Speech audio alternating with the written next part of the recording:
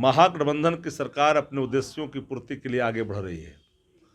और एक बात और कह दूं कि कोई इस अवरोधक शक्ति इस महागठबंधन की सरकार को अपने कर्तव्यों और अपने लक्ष्यों को प्राप्त करने से नहीं रोक सकता। भारतीय जनता पार्टी का नेता नरेश अग्रवाल अगर यह कह दे प्रभु राम के बारे में शराब रम से तुलना कर दिया, भगवान विष्णु के बारे में विस्की से तुलना कर दिया, माता जानकी को डार्लिंग तक कह दिया, गणेश जी के बारे में अभद्र टिप्पणी की, किसी वृत्तिधारियों को मैंने एका होकर करके इसका प्रतिकार करते हुए नहीं देखा। तो प्रभु बड़े हैं, प्रभु राम बड़े हैं, या जो पुस्तक है इसमें लोगों की आस्था है वो बड़ा है, ये हमें कोई बता दे। बिहार में महागठबंधन की सरकार में सब कुछ ठीक ठाक नहीं चल रहा है क्या? एक तरफ शिक्षा मंत्री ट्वीट कर रहे हैं यशस्वी बिहार, तेजस्वी बिहार, तो वहीं जेडीयू की तरफ से ट्वीट आ रहा है शिक्षित कुमार बढ़ता बिहार। आखिरकार चल क्या रहा है? एक दूसरे के ऊपर आरोप प्रत्यारोप का जो दौर है वो शुरू हो गया है अब महागठबंधन में। जेडीयू की तरफ से कहा जा रहा है शिक्षित कुमार बढ़ता बिहार, और ट्विटर से सरकार नहीं चलता है, काम से सरकार चलती है। क्या बात है? सरकार तो चलती है, जो धरातल पर देख रहे हैं नीतीश कुमार जी के नेतृत्व में तेजस्वी जी काम कर रहे हैं, आगे बढ़ा रहे हैं बिहार को। अब शिक्षित बिहार, तेजस्वी बिहार, शिक्षित बिहार, नीतीश कुमार, दोनों एक ही चीज़ हैं। दोनों को अलग अलग देखने की जरूरत ही नहीं है। दोनों के नेतृत्व में ही सरकार चल रही है, नेतृत्वकर्ता नीतीश कुमार जी हैं।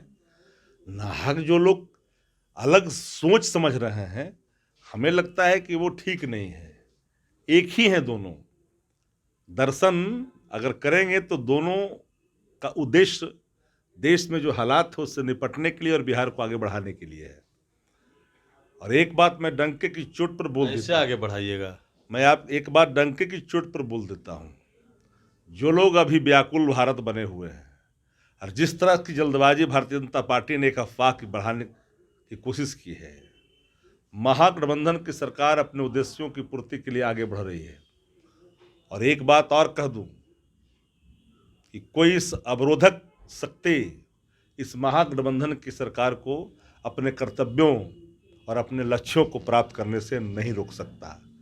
जो भी अवरोधक होंगे, जो भी कारक होंगे, वो कारक स्वतः किनारे लग जाएंगे, उनको जरूरत नहीं पड़ेगी। अवरोधक कतई स्वीकार नहीं है, क्योंकि हमारा कमिटमेंट देश में छाई जो भय का माहौल है, जो कॉन्स्टिट्यूशनल क्राइसिस है, जो हालात है देश के अंदर में, भय का वातावरण है, विकास की बात नहीं होती है, नफरत की बात हो रही है, धर्म की राजनीति की बात तो आप ही के तरफ से की जा रही है ना। हमारे शिक्षा मंत्री बयान दे रहे हैं, जेडीयू माफी नहीं मांगने के लिए कह रही है। तब यही तो समझाने की कोशिश कर, कुछ समझ नहीं रहा है। भारतीय जनता पार्टी का नेता नरेश अग्रवाल अगर यह कह दे प्रभु राम के बारे में शराब रम से तुलना कर दिया, भगवान विष्णु के बारे में विस्की से तुलना कर दिया, माता जानकी को डार्लिंग तक कह दिया, गणेश जी के बारे में अभद्र टिप्पणी की, किसी वृत्तिधारियों को मैंने एका होकर करके इसका प्रतिकार करते हुए नहीं देखा। तो प्रभु बड़े हैं, प्रभु राम बड़े हैं, या जो पुस्तक है इसमें लोगों की आस्था है वो बड़ा है, ये हमें कोई बता दे। लेकिन भाजपा तो छोड़िए, जेडीयू ना मांग कर रही है कार्रवाई की। जेडीयू कह रही है कार्रवाई करने के लिए। कार्रवाई, सुनवाई, दवाई, पढ़ाई, बुआई, कटाई, रोजगार हमारे पर्ण है, उस पर्ण से इतर हटने का सवाल कहाँ खड़ा होता है? तो कहाँ कर रहे हैं कार्रवाई? शिक्षा मंत्री पर सब हम तो सवाल आपको सामने कर दिया कि अपने कर्तव्यों से न चुकने वाला व्यक्ति का नाम तेजस्वी प्रसाद यादव जी है। कर्तव्य का बोध उनको पूरा है। और हमने एक लाइन में कहा कि सरकार के रास्ते में कोई अवरोधक शक्ति बहुत दिन तक पनाह नहीं ले सकते।